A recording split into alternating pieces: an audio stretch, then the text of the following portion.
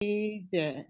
बोलो श्री सतगुरु महाराज की जय। अपनी रूहों की जिंदगी तुम हो। अपनी रूहों की जिंदगी तुम हो। इश्क ईमान बंदगी तुम हो। इश्क ईमान बंदगी तुम हो। अपनी रूहों की जिंदगी तुम हो। अपनी रूहों की जिंदगी तुम हो। इस जमी पर घना अंधेरा है। इस जमी पर घना अंधेरा है। सिर्फ अपनी तो रोशनी तुम हो। सिर्फ अपनी तो रोशनी तुम हो। अपनी रूह की जिंदगी तुम हो। अपनी रूह की जिंदगी तुम हो। मैं जिधर भी नजर उठाती हूँ। मैं जिधर भी नजर उठाती हूँ। हर तरफ मेरे बस तुम ही तुम हो। हर तरफ मेरे बस तुम ही तुम हो।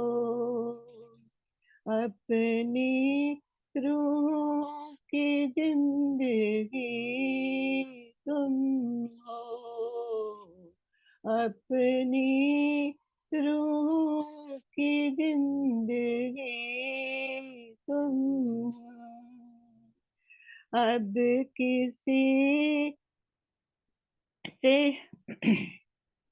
अब किसी से न वफा की उम्मीदें। अब किसी से न वफा की उम्मीदें। साथ मेरे जो मेरे वहाँ तुम हो। साथ मेरे जो मेरे वहाँ तुम हो। अपनी रूह की जिंदगी तुम हो। अब ना कोई भी आरज़ू बाकी। अब ना कोई भी आरज़ू बाकी। आरज़ू मेरी आखिरी तुम हो। आरज़ू मेरी आखिरी तुम हो। अपनी रूह की जिंदगी तुम हो। अपनी रूह की जिंदगी तुम हो। इश्क ईमान बंदगी तुम हो, अपनी रूहों की जिंदगी तुम हो। प्रणाम जी। सुंदर सा के चरणों में मेरा प्रणाम जी। प्रणाम जी, प्रणाम जी। धन्यवाद ममता दीदी। शुरू करते हैं सुंदर साथ जी।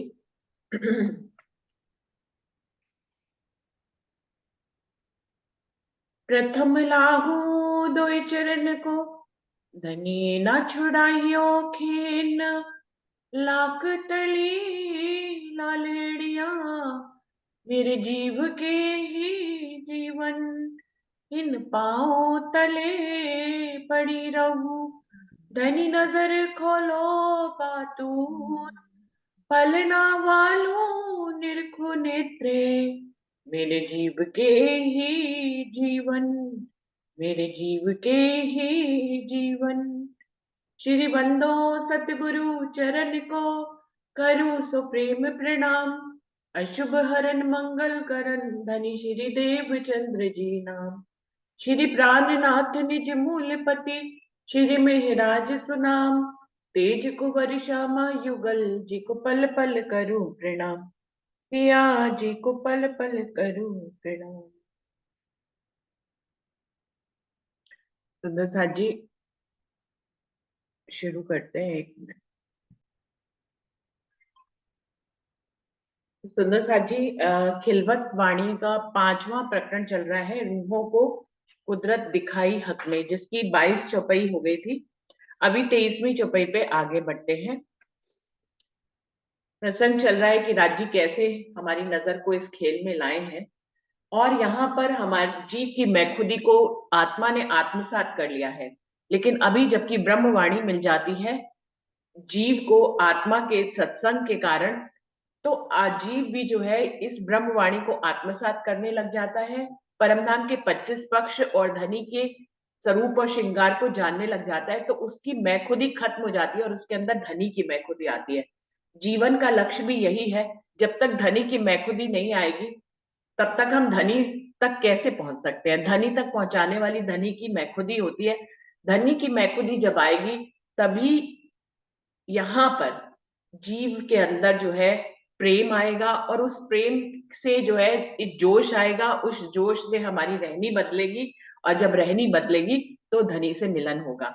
जब तक हम जीव की मैखुदी में रहेंगे, अपनी रहनी को बदलने की कोशिश करते रहेंगे, तो हम बार बार चढ़ेंगे, फिर बार बार गिरेंगे। रोज हम अपनी रहनी को पल पल बदलने की कोशिश करेंगे, लेकिन बदल नहीं पाएगी, क्योंकि जीव की मैखुदी से ही हम अपनी रहनी को बदलने की कोशिश कर रहे हैं। और जीव तो स्वयं ही अहंकार के बीज से बना है। उस अहंकार से हम अपनी रहनी को बदलने की कोशिश करेंगे तो कभी भी अहंकार से दूर नहीं हो पाएंगे। धनी की मैं खुदी लेकर, धनी की मैं लेकर जब हम अहंकार को खत्म करेंगे, जीव की मैं खुदी को खत्म करने की फिर कोशिश भी नहीं करनी पड़ेगी। धनी की मैं खुदी आ जाएगी तो जीव की मैं खुदी अपने आप ही खत्म हो जाएगी। वो कह रहे हैं कि हमें क्यों जीव की मैखुदी लेनी है। जिस जीव को इस जीव का अस्तित्व खेल के कबूतर की तरह है। जैसे एक जादूगर अपनी टोपी से कबूतर निकालता है दिखाने के लिए, लोगों को आकर्षित करने के लिए, खुश करने के लिए, दूसरे ही पल वो कबूतर खेल के गायब हो जाते हैं, उनका कोई अस्तित्व नहीं होता है। ऐसे ही ये जो हम सब हमारे सबके इस ब्रह्मांड में जीव हैं, ये जब खेल खत्म होगा तो ये महाविष्णु में समा जाएंगे, ये किसी परातम में नहीं जागेंगे, इनका कोई अस्तित्व नहीं है। तो जिसका कोई अस्तित्व ही नहीं है उसके अहंकार को ही क्या लेना। जब मैं कुछ हूं ही नहीं तो उसके बारे में क्यों सोचना कि मैं ये, मैं वो, मैं फलाना, मैं दिकाना। हम कुछ है ही नहीं तो उसके बारे में सोचना ही नहीं है। जब कुछ है ही नहीं तो क्यों सोचना है कि हम कुछ है। सच्चाई तो यही है, ब्रह्मवाणी इसी से हमें अवगत करा रही है। क्योंकि पूरी जीवन बीत जाता है यही समझते हुए कि मैं ये हूँ, मैं वो हूँ, मेरा नाम ये है, मेरा ठिकाना ये है, ये मेरा घर है, ये मेरे रिश्ते हैं। लेकिन वास्तविकता ये है कि ये सब कुछ असत्य है, कि जीव कुछ है ही नहीं। न यहाँ जीव है, न जीव के बंधन है, कुछ नहीं है। लेकिन देखने में ये बहुत बड़ा सा लग रहा है। और जो धनी की मैं है, अगर धनी की मैं को लेंगे तो धनी की मैं ही सब कुछ है। हम जब जो आत्म है वो जब खेल खत्म होगा तो वो अपने मूलधन परात्म में जाग जाएगी, तो परात्म ही सब कुछ है। और परात्म की नजर आत्म ही सब कुछ है, क्योंकि उनके मूल तन है। जिनके मूल तन है उन्हीं को ही कुछ कहा जा सकता है कि ये कुछ है, इनका अस्तित्व है। और जीवों को कुछ भी नहीं कहा जा सकता, उनका अस्तित्व ही नहीं है, क्योंकि ये खेल खत्म होने पे वो कहीं पे भी जागेंगे नहीं, बल्कि वो महाविष्णु में ही समा जाएंगे। इन मैं में भी मैं है नहीं, जो ये समझे मूल इलम, फैल हाल इश्क लेवई तब हक की मैं आत्म। जब यहाँ कह रहे हैं जीव इस ढंग से ज्ञान को प्राप्त करके जीवन जीने लग जाएगा कि मेरा कोई मूल अस्तित्व ही नहीं है, मैं इतना बड़ा अपने आप को समझता हूं पर मेरा कोई मूल अस्तित्व नहीं है, मैं तो एक अहंकार का स्वरूप हूँ सिर्फ महाविष्णु के, और कुछ भी नहीं हूँ। और जब ये खेल खत्म होगा तो मैं उसी महाविष्णु में समा जाऊंगा और महाविष्णु अव्याकृत में समा जाएंगे, तो फिर मेरा कोई अस्तित्व नहीं है। इन मैं में भी मैं है नहीं, ये जो मैंने अपनी मैं ले रखी है, इस मैं में कोई मैं खुदी है ही नहीं, इस मैं अहंकार करने जैसा कुछ है ही नहीं। इन मैं भी मैं है, इन मैं भी मैं है नहीं, जो ए समझे मूल इलम। कोई जीव अगर तारतम वाणी इस ज्ञान से अगर ये समझ जाए कि मेरा कोई अस्तित्व ही नहीं है, फैल हाल इश्क ले वही, तब वो धनी की मैं आ जाएगी उसके अंदर, और धनी की मैं आने पर ही इश्क उसकी रहनी बदल जाएगी, उसका फैल और हाल बदल जाएगा, वो इश्क की मंजिल तक पहुंच जाएगा। तब हक की मैं आत्म, और तब जो है आत्म में या जीव में जिसको वो जिसकी लीला देख रहा है, उसकी मैं खुदी खत्म हो जाएगी और धनी की मैं खुदी उसके अंदर काम करने लग जाएगी। जब तक ये ना जाने जीव कि वो कुछ नहीं है, तब तक धनी की मैं कैसे आए। तो समर्पण किसका करना है? वैसे तो देखा जाए समर्पण करने लायक भी मैं खुदी नहीं है जीव की, कुछ होगा तो ही तो हम समर्पण करेंगे। जब ये ज्ञान आ जाता है कि हमारा यहाँ पे कुछ भी नहीं है जो हम इतना बड़ा समझा रहे हैं, तो फिर हमारे दिल में भाव आता है हम धनी को समर्पित ही क्या करें। ना ये तन हमारा है, ना ये मन हमारा है, ना ये बुद्धि हमारी है, ना ये जीव हमारा है जिसपे हम अहंकार कर रहे हैं। हम समर्पण करें तो किसका करें? तभी तो किसी भजन की एक लाइन है कि तेरा तुझको अर्पण, ये सब कुछ पहले से ही तेरा है, मेरा कुछ है ही नहीं, तेरे को क्या ही अर्पण करें। हमारे पास अपने अपने जैसा कहने की कोई चीज ही नहीं है, तो तुम्हें क्या ही अर्पण करें, तेरा तुझको अर्पण। अगर भोजन भी मिल रहा है तो तुम ही दे रहे हो धनी, तो तुम्हारा भोजन तुम्ही को समर्पित करते हैं, हम उसी से तुम्हारी सेवा पूजा करते हैं जो तुमने हमें दिया है। हमारे पास अपना कमाया हुआ कुछ भी नहीं है, तो हम तुम्हें क्या ही समर्पित करें। तो वही है कि क्या ही दे। जीव को भी अगर समर्पण करना है, हम दिन रात बात करते हैं समर्पण की, तो क्या ही समर्पण करें। जीव का समर्पण करें, जीव तो वैसे ही अहंकार का बना हुआ, वैसे ही नाखुश, कुछ भी नहीं है। तभी तो इस दुनिया को जो है खरगोश का सींग कहते हैं जिसके होते ही नहीं, या बांझ का पुत्र कहते हैं जो होता ही नहीं, आकाश पर फूल कहते हैं जो होता ही नहीं। तो इस दुनिया में कुछ होने जैसा है ही नहीं। इंद्रावती जी तो कह रही है ये इतना भी नहीं है कि इसके दो टुकड़े भी किए जाएं, ये भी सब दिखाई दे रहा है। लेकिन सुंदर साथ जी क्या ये बातें सत्य लगती हैं? क्योंकि हमें तो बहुत बड़ा दिखाई दे रहा है, हमें तो अभी रिश्ते नाते दिखाई दे रहे हैं, जिम्मेदारी दिखाई दे रही है, ये माया इतनी दिखाई दे रही है। पर सच में ज्ञान अगर ये कहता है तो सच होगा, क्योंकि अक्षरातीत का ज्ञान कह रहा है। लेकिन वास्तव में अनुभव में नहीं आता है कि ये कुछ नहीं है। ये हम ज्ञान के बूते पे जानते हैं कि ये कुछ नहीं है, लेकिन अनुभव के बूते पे हम नहीं जान पाते कि ये कुछ भी नहीं है। तब हक की मैं आत्म, तब जो है धनी की मैं आती है, आत्म जो है धनी की हो जाती है। वो तो पहले से ही धनी की थी, लेकिन उस जीव की लीला में इतनी आत्मसात थी कि उधर परमधाम और धनी के संबंध से खुद वो फरामोश थी। जब ये तारतम वाणी का ज्ञान मिलता है तभी उसको ये ज्ञान आता है कि मैं धनी की आत्म हूँ, मैं ये जिस जीव की लीला देख रही हूँ ये मैं नहीं हूँ। और जीव भी तब आत्म के पीछे लग जाता है, पहले आत्म जीव के पीछे होती है, उसको दृष्टा बन के देख रही होती है। और जब ये ब्रह्म ज्ञान हो जाता है तो जीव टल होसी आत्म, तब जीव जो है आत्म स्वरूप होने लग जाता है, वो आत्म की लीला को आत्मसात करने लग जाता है। तो इस ब्रह्म वाणी का माध्यम क्या है? इस ब्रह्म वाणी को देने का कारज कारण क्या है? कि जहां धनी ने खुद ही फरामोश किया, अब खुद ही तो जगा रहे हैं। इस ब्रह्मवाणी के माध्यम से ही तो 25 पक्ष राज्य के स्वरूप श्रृंगार और संबंधों का हमें एहसास दोबारा से कराया जा रहा है। इसीलिए तो ये ब्रह्मवाणी आई है। देखा जाए तो खुद ही बुलाया और खुद ही जगा रहे हैं। हम ना खुद भूले, ना हम खुद जाग सकते हैं। जब हम खुद भूले ही नहीं तो खुद जागे भी कैसे सुंदर साथ जी? जब बुलाया उन्होंने तो जगाएंगे भी वही। लेकिन फिर वही बात आ जाती है कि करनी माफक कृपा और कृपा माफक करनी। हम इतनी गहरी बात समझने के बाद फिर ये सोचें, अगर अगर हम इस बात पे आ जाए कि हमें तो कुछ करना ही नहीं है, भाई हम फरामोश हुए नहीं, धनी ने किया है, जगाएंगे भी वही, हमारे जागने से हम जागेंगे भी नहीं तो जगाएंगे भी वही, तो फिर हमें कोई प्रयास ही नहीं करना चाहिए। बिल्कुल ऐसा नहीं है। प्रयासों से ही धनी ने हमसे प्रयास कराए। ये प्रयास कराना भी धनी के हाथ में है चाहे, लेकिन वो हमसे प्रयास करा रहे हैं। जब धनी ने ही सोच लिया कि वो हमसे प्रयास करा के ही हमें प्राप्त होंगे तो फिर तो प्रयास करना पड़ेगा ना सुंदर साथ जी। तो हुकुम के सिर दोष दे बैठ ना सके मोमिन। तो हमारे लिए धनी ने सारी हिकमत करी है, लेकिन उसमें एक हिकमत ये भी है कि हमसे प्रयास कराएंगे तभी हमें प्राप्त होंगे, हमसे मेहनत कराएंगे तभी हम इनसे मिलेंगे। हमसे मेहनत कराए बिना वो हमसे मिलेंगे नहीं, ऐसा धनी ने अपने दिल में पहले से धारण किया हुआ है। तभी सुंदर साथ जी हमें मेहनत करनी ही पड़ रही है। वरना तो सब कुछ करने कराने वाले धनी है, हमें क्यों ही मेहनत करनी है? हमें मेहनत इसलिए करनी है क्योंकि धनी ने दिल में ऐसा ले रखा है कि हमसे मेहनत करा के ही हमसे मिलेंगे। अब जब धनी के दिल से तो के हुक्म को, उनकी इच्छा को तो नकारा ही नहीं जा सकता। आप हम सबको उनकी इस इच्छा को स्वीकार करना ही पड़ेगा। ये धनी ने सोचा है कि वो हमें मेहनत से ही मिलेंगे। इंद्रावती से इतनी मेहनत कराई, अपनी श्यामा महारानी से इतनी मेहनत कराई, चाहते तो पल भर में इस दुनिया में धनी देवचंद जी को अपनी श्यामा आनंद अंग से मिलने में कितनी देरी लगती? बिल्कुल भी नहीं लगती, एक पल में मिल जाते। लेकिन उन्होंने दिल में जो लीला जैसे धारण की हुई है वो वैसे ही चली।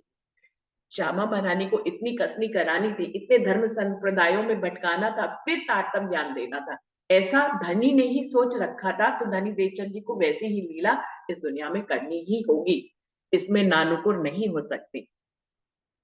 इस बात का एग्जाम्पल यही है जो हम बार बार सोचते हैं कि धनी नहीं जगाना है तो हमें जागने के लिए क्या प्रयास करना है? करना है सुंदर साथ जी। देखिए, यहाँ पर धनी की इच्छा के बिना कुछ नहीं चल सकता। इस बात का उदाहरण तो बीतक में ही है। धनी देवचंद जी से जागनी नहीं होनी थी, आगे की उनसे सिर्फ आड़का लीला होनी थी, जागने की लीला नहीं होनी थी। हजारों पत्नियां लिखी, लेकिन धनी नहीं माने, क्योंकि पूर्व निश्चित है पहले से, जागनी श्यामा महारानी के दूसरे तन से ही होनी थी, इंद्रावती के तन से होनी थी। हजारों चिट्ठियां लिखी, लेकिन कोई भी बात पूरी नहीं हुई। क्यों? क्योंकि धनी ने जैसा ले रखा है दिल में वैसा ही होगा। तो धनी की इच्छा के विरुद्ध तो यहाँ पत्ता भी नहीं हिलता, श्यामा महारानी भी नहीं हिल पाई। हमारी और आपकी बिसाती क्या कि हम धनी की इच्छा के विरुद्ध जाए। अब धनी ने लगा रखा है, वाणी से मंथन से लगा रखा है, तो हम जुड़े हैं, ये भी धनी की इच्छा है। अब धनी की इच्छा है तो धनी की इच्छा तो अच्छी ही होगी, उसमें कुछ बुरा तो हो नहीं सकता। अब जब धनी की इच्छा ही है कि हम वाणी मंथन करें, रोज वाणी से जुड़े, उसके मार्फत के भेदों को जाने, फिर धनी की इच्छा होगी हमें इश्क देंगे, हमें इश्क की मंजिल तक भी पहुंचाएंगे। आज हमें इश्क के ज्ञान तक पहुंचाया है, आज हमें इल्म तक पहुंचाया है, इल्म से हमें इश्क इंडिकेट हो गया है, हमें इश्क की राह मिल गई है। अब उस राह पे धनी हमें चलाएंगे, मेहनत हमें करनी पड़ेगी। उसके लिए उन्होंने ध्वनि मार्ग बताया है, वाणी मंथन मार्ग बताया है, जितने भी मार्ग बताए हैं, जिसको जो भी पसंद आता है, जो जिसपे चल पाता है, धनी उसको उसी मार्ग पे चलाते हैं सुंदर साथ जी। तो जब मूल इलम से कोई जीव ये बात समझ जाता है कि मैं कुछ भी नहीं हूं, तब जो है उसकी फैल हाल बदलते हैं, तब वो धनी का इश्क ले पाता है। तब हक की मैं आत्म, तब जो है धनी की आत्म का भाव आ जाता है। तब गुना कछु ना लगे, जो कीजे ऐसी चाल, सो सुकन पहले कहे जो कोई बदले हाल। तो इंद्रावती जी कह रही हैं, जब कोई जीव इस तरह की रहनी में आ जाता है, इस तरह की चाल चलने लग जाता है, जब कोई जीव ऐसी चाल चलता है तब उसके ऊपर कोई गुनाह नहीं लगता। गुनाह किस बात का है सुंदर साची?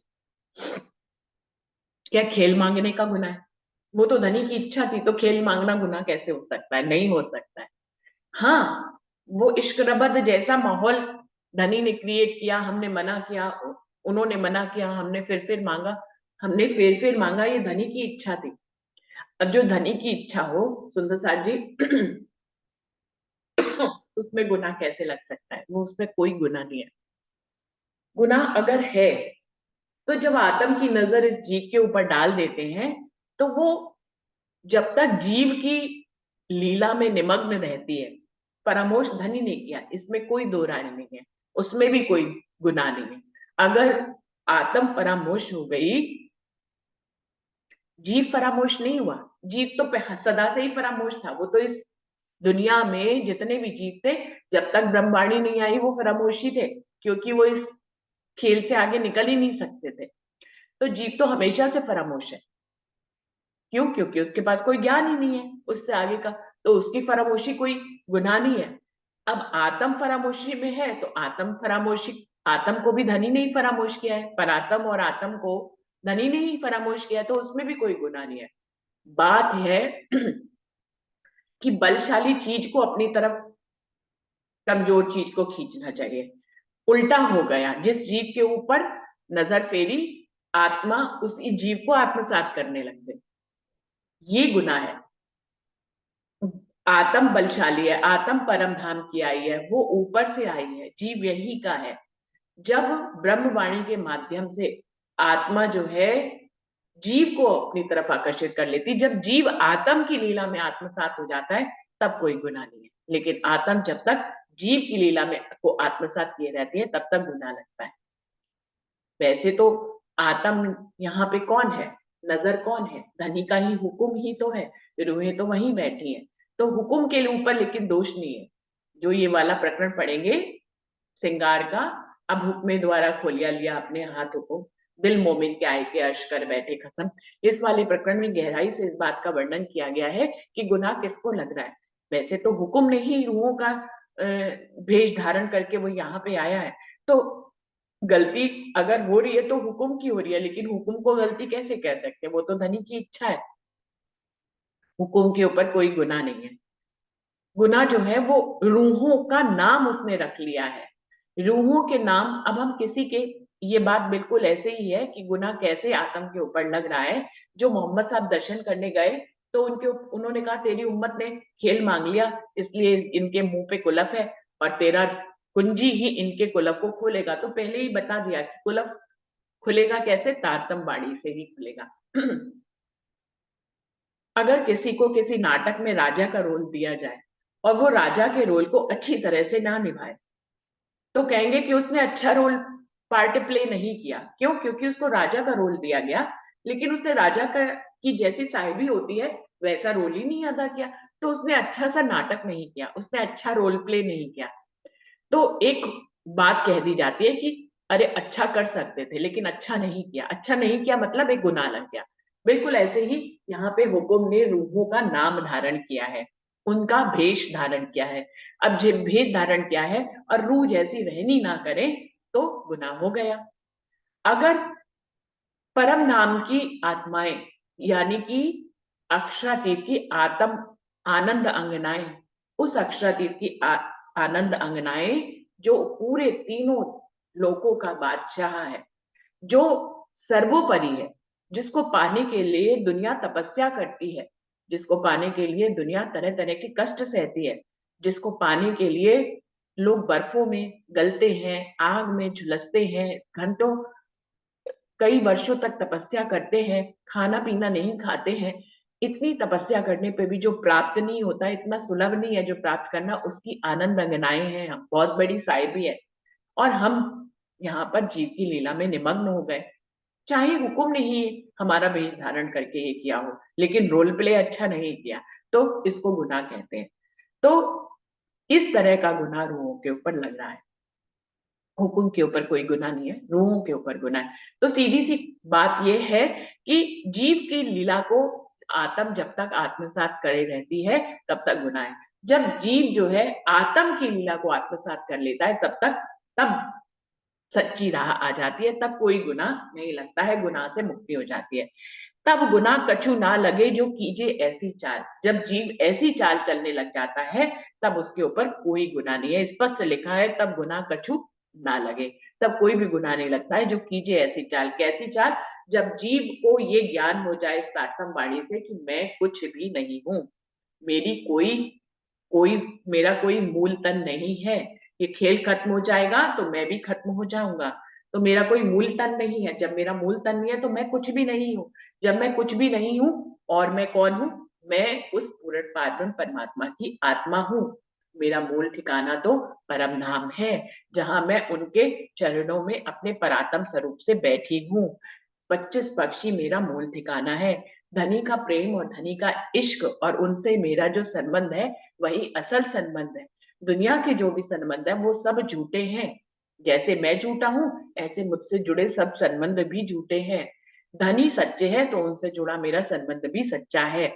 इन बातें बहुत कॉमन बातें, अब तो इतनी ब्रह्मवाणी पढ़ी जाती है कि किसी को अगर ये वाली बातें रिपीट करके बताओ, वो कहते हैं तो बड़ा कॉमन बोलते हैं, कोई गहरी बात बोलते ही नहीं है। ये तो हमें हमेशा से मालूम है कि हम परम धाम के, हम राज्य की अंगनाएं हैं और हम उनकी आनंद अंगनाएं हैं। वही सच्चा संबंध है। यहाँ दुनिया के रिश्ते झूठे हैं। ये तो बहुत कॉमन बात है, ये कोई बताने वाली बात है? अगर कोई वाणी करता जो है इन बातों की याद दिलाए तो कहते बड़ा साधारण बोलते हैं भाई, ये बातें बता रहे हैं जो हमें पहले से ही मालूम है। कोई गहरी बात बताइए, कोई मार्फत की बात बताइए। इंद्रावती बहुत ही साधारण बात यहाँ पे बता रही है। जो अ, वच- करता जो वचन प्रवचन करता अगर कहता है, जिसको हम कहते हैं कि बहुत ही कॉमन बात बताती है, लेकिन इसी कॉमन सी बात पे जिसको हम वर्षों से जान रहे हैं इस ब्रह्मवाणी के माध्यम से, यदि ये जीवन में आत्मसात हो जाए तो जय जयकार हो जाए। बहुत गहरी बात जान के भी अगर हम उस पे नहीं चल पा रहे हैं तो कोई बात नहीं। हम एक साथ सिंपल बात जो जैसे ही ब्रह्मवाणी से जुड़ते हैं हमें ये बात समझ में आ जाती है, जैसे ही बीतक से जुड़ते हैं ये बात समझ में आ जाती है। तो इसमें जो पहली बात समझ में आती है उसी पहली बात पे ही चल ले, इतनी सिंपल बात पे ही चल ले, जिसको हम कहते हैं बहुत सिंपल बात है, ये तो हमें हमेशा से मालूम है, हमेशा से मालूम है, लेकिन हम चल कहाँ पा रहे हैं?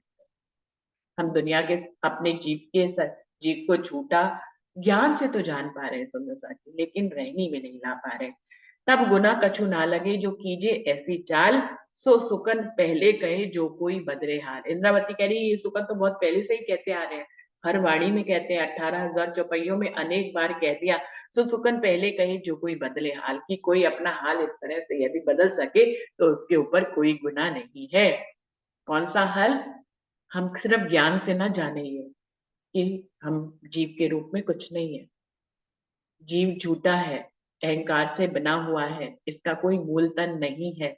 इसके जब ये जीव झूठा है तो इससे जुड़े सब संबंध झूठे हैं, इससे जुड़ी सब जिम्मेदारियां झूठी हैं, इससे जुड़ी सारी माया झूठी है। लेकिन हम उन्हीं का पालन कर रहे हैं, हम उन्हीं को सत्य समझ रहे हैं। जब जी ये जान ले इस तारतम वाणी से कि हम मुझसे जुड़ा सब कुछ झूठा है और मेरे पर जिस आत्म की नजर आई है सिर्फ वही सच्ची है, क्योंकि उसका संबंध किससे है? अक्षरातीत पूर्ण पारब्रह्म से है।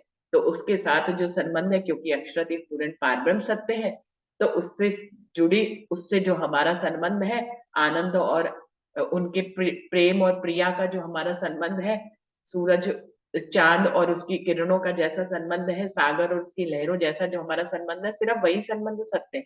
और उसी संबंध, सत्य के संबंध को हम जीने लग जाएं तो हमारा रहनी और चाल बदल जाएगी। और जब रहनी और चाल बदल जाएगी तो कोई गुनाह नहीं रखेगा।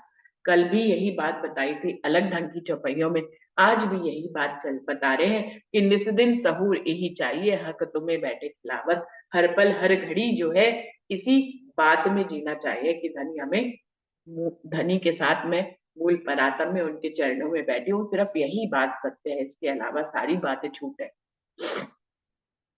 इतनी सी छोटी सी बात जो हम बहुत पहले से जानते हैं, लेकिन इस पे चल नहीं रहे। हम कहाँ जा रहे हैं? हम मार्फत के कुछ भेदों में जा रहे हैं, हम धनी की गहराइयों में जा रहे हैं, हम धनी के कुछ भेदों को जानना चाहते हैं, इश्क की बहुत और राज जानना चाहते हैं। इश्क जान गए लेकिन इश्क के और राज जानने हैं। धनी को जान गया लेकिन उनके दिल के और राज जाने हैं। कोई मार्फत की बात पता लग जाए, कोई बातूनी बात पता लग जाए, कोई गहरी बात पता लग जाए। बिल्कुल छोटी सी बात जो पता लग गई उस पर चल नहीं पा रहे, है ना सुंदर साथ जी? ऐसा ही तो है, हमारा दिल ऐसा ही तो है। हम क्या क्या जानना चाहते हैं, क्या क्या सुनना चाहते हैं, कोई भेद खुल जाए, वो भेद हमें पता लग जाए, फिर उस भेद को हम दूसरों को बता दें। भेदों पे जाना चाहते हैं, धनी के भेदों पे जाना चाहते हैं, और धनी ने एक ही भेद बता दिया कि तुम सिर्फ इस भेद को जान लो कि तुम परम धाम में बैठे हो, यहाँ का सब कुछ तुम्हारा झूठा है, बस इसी की चाल, बस इतनी सी चाल चल। और हम इतनी सी भी चाल नहीं चल पा रहे, बहुत मजबूर हैं। मन को हर पल हर घड़ी समझाते हैं हम कि यही चाल चलनी है, फिर भूल जाते हैं। मैं तो रोज ही हर पल इतना कॉन्फ्लिक्ट चलता है, हर पल हर घड़ी में कोई काम में जुट जाते हैं तो उसी में इतना खो जाते हैं कि फिर धनी को भूल जाते हैं।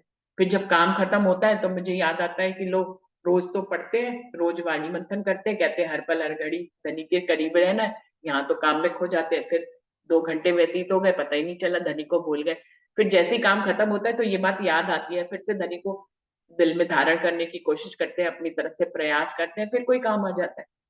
फिर उस काम में ऐसे खो जाते हैं कि धनी को फिर भूल जाते हैं। काम खत्म होता है, जैसे ही हम खाली होते हैं, मुझे ये याद आता है, बार बार दिन भर ये चलता है। तो जैसे ही खाली होते हैं फिर याद आता है, फिर धनी को कोई की आंख में आंख बंद करते हैं, फिर कोई काम आ जाता है, फिर खो जाते हैं, फिर भूल जाते हैं।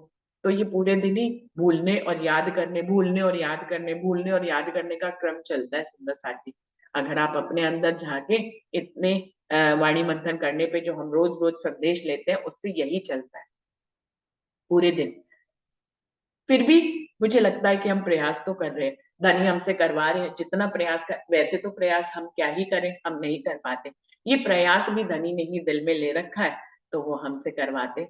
ये भूलने और याद कर खुद भुला देते हैं काम में निमग्न करा के, और फिर हम भूल जाते हैं उस काम में। और फिर जब जैसे ही खाली होते तो अपनी याद भी दिलाते हैं सुंदर साथ जी, याद भी दिलाते हैं, इसलिए क्योंकि हम दिन की शुरुआत धनी के प्रेम से ही करते हैं ना, उन्हीं के वाणी मंथन से। ये भी वही करा रहे हैं, इतना संदेश भी देने वाले वही हैं।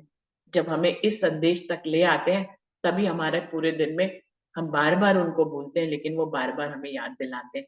जब भी खाली होते हैं, 5 मिनट के लिए खाली होते हैं, 10 मिनट के लिए होते हैं, 15 मिनट के लिए भी खाली होते हैं, तो धनी याद आते हैं।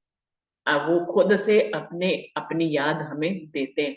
इसको भी ये कहना गलत है कि हम याद करते हैं, हम नहीं याद करते, धनी हमें याद दिलाते हैं कि देखो अभी तुम काम में व्यस्त थी, तुम्हें याद नहीं था, मैं भूल गया तुम्हें, लेकिन अभी देखो मैं तुम्हें याद भी आ गया हूँ। तो इस तरह से पूरे दिन चलता है, सोने से पहले भी चलता है, उठने के बाद भी चलता है, चितवनी में भी चलता है। कम से कम इस स्टेज तक तो धनी लाए अपनी, उन्होंने हमारे ऊपर इतनी मेहर तो करी, हमें हमें भूल जाते हैं, हम भूल जाते हैं, लेकिन हमें फिर अगले ही पल वो याद भी दिलाते हैं। तो अच्छा है ना, जितना धनी दे रहे हैं उतना ही अच्छा है। अभी इश्क की मंजिल तक नहीं पहुंचा है, इश्क की पहचान दे दी है, इश्क की जानकारी दे दी है, इश्क क्या होता है ये भी बता दिया है। इश्क को अभी जिया नहीं, बस इतना फर्क है। इश्क की कोई बात ऐसी नहीं है जो धनी ने हमें खोलकर नहीं बता दी, सब चीजें बता दी, इश्क की हर बात हमें बता दी। लेकिन इश्क को जिया जाता है ना, जैसे वो जी नहीं पा रहे हैं अभी, उसमें थोड़ी सी अभी देरी हो गई है। अब ये देरी कितनी है ये धनी की इच्छा पे निर्भर है, वो जानते हैं कितनी देरी लगेगी। अब हमें भी क्या होना है, अगर वो व्याकुलता देंगे तो हम इश्क के लिए व्याकुल हो जाएंगे, अगर ठहराव देंगे तो हम ठहरे रहेंगे। हमें ये अपने अंदर देखना है कि कौन कितना व्याकुल है प्रेम के लिए, इश्क के लिए। अभी जो दूसरी बैठक का प्रसंग है वो भी यही है। तो कितनी व्याकुलता है ये हमें अपने अंदर देखनी है। हर किसी के अंदर उसका परसेंटेज अलग अलग है सुंदर साथ जी। कोई ज्यादा व्याकुल होता है, कोई कम व्याकुल होता है। किसी को धनी ने बहुत मेहर से जो है ठहराव दे रखा है कि जब सब कुछ उनके हुक्म से होता है, उनकी इच्छा से होता है, तो हमारे अंदर जब इश्क की मंजिल पे धनी को पहुंचाना होगा तो पहुंचा ही देंगे। क्योंकि उन्होंने ये भी उदाहरण दे रखा है कि मंजिल पूरी होने से पहले, पात्रता पूरी होने से पहले इश्क दिया भी नहीं जाता है, नहीं तो पात्र टूट जाता है। उदाहरण भी दिया है कि शेरनी का दूध जो है वो सोने के पात्र में ही टिकता है, और किसी तो पात्रता होनी जरूरी है, अगर पात्रता नहीं होंगे तो कुप्पा जो है टूट भी जाएगा। तो इस तरह से किसी किसी सुंदर साथ को धैर्य भी दे रखा है, वो इसी धैर्य में है कि पात्रता धनी बना रहे हैं, धीरे धीरे बनाएंगे, जब पात्र बन जाएंगे तो धनी स्वयं ही इश्क दे देंगे। जैसे इंद्रावती को दे दिया, उनको पात्र बना दिया, उनको दे दिया। धनी देवचंद जी को दे दिया, पात्र बना दिया, दे दिया। महाराजा छत्रसाल जी को, केसर बाई को, बहुत से सुंदर साथ हैं, उनको पात्र बनाया और दे दिया। हम में अभी पात्रता बना रहे हैं, हम धीरे धीरे उस पात्रता की तरफ चल रहे हैं। धनी जितनी मेहर कर रहे हैं हम उतनी ले रहे हैं। तो इस तरह से सुंदर साथ जी किसी किसी को ठहराव भी दे रखा है। इनविद में मरत है बैठे तले कदम, जोश इश्क आवे हाल में लय के हक इलम। वो कह रहे इसी तरह से मैं मरती है, और कोई तरीका नहीं है मैं मारने का। इनविद में मरत है बैठे तले कदम, कब जब हम ये जान लेंगे इस तारतम वाणी से और इस बात में जीने लग जाएंगे कि हम धनी के चरणों में बैठे, हम यहाँ नहीं। जब हम यहाँ है ही नहीं तो हमें यहाँ की मैखुदी लेने का प्रश्न ही नहीं उठेगा। हम बैठे ही धनी के चरणों में है तो फिर वहीं की मैखुदी आ जाएगी।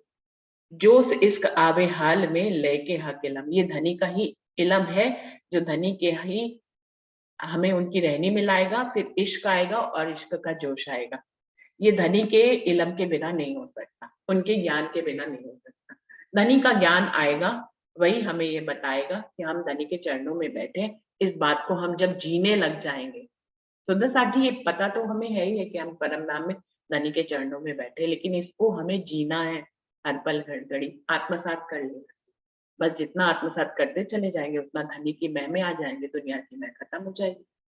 बिल्कुल सरल एक चौपाई में उपाय तो बता दिया, लेकिन इस उपाय को जीना होगा।